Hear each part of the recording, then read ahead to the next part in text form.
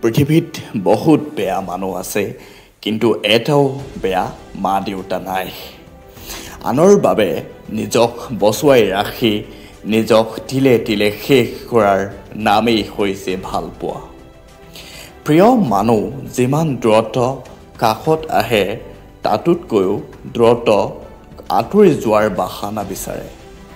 আমি আনৰ ভালেই ৰাখিবলৈ গৈ নিজৰ ভাল লগাবোৰক বিসৰ্জন দিওঁ। তথাপি দিনৰ শেষত আমাৰ মূল্য শূন্যৰ কোঠাত তুমি তোমাৰ মাক সুখৰ আশা, সৃষ্টিকৰ্তাই তোমাক সুখৰ ৰাখিব। নিজৰ সময়ত কষ্ট, আনৰ সময়ত গল্প, স্বাৰ্থপৰ এই চহৰত সকলোৱে বিচাৰে নিজৰ স্বাৰ্থ। এইটোৱে বাস্তৱ। আমি যিটো সহজেই পাওঁ তাৰ মূল্য নিদিওঁ, আৰু যিটো নাপাওঁ সেইটো জানিও বৃথা কষ্ট কৰোঁ। আটাইতকৈ বেইমান হৈছে মন, নিজৰ বুকুৰ মাজত থাকে আৰু আনৰ বাবে কান্দে। তফাত ইমানটোৱেই, তুমি কন্দুৱাই কোৱা ভাল পাওঁ আৰু মই কান্দি কওঁ ভাল পাওঁ। চৰি কৈও একো কাম নহয়।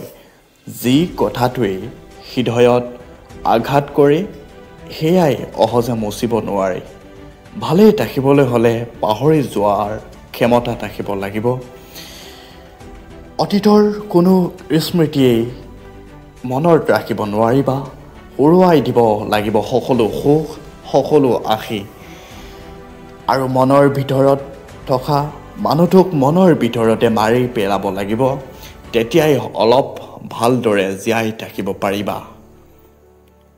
তুমি ভিতৰৰ পৰা যিমান কঠিন হ'বা, মানুহে তোমাৰ দুৰ্বলতাৰ সুযোগ সিমানেই কম ল'ব পাৰিব। অভিযোগ শেষ হয়, যোগাযোগ শেষ হয়, অধিকাৰ শেষ হয়, কিন্তু কিছুমান মানুহৰ প্ৰতি মায়া শেষ নহয়।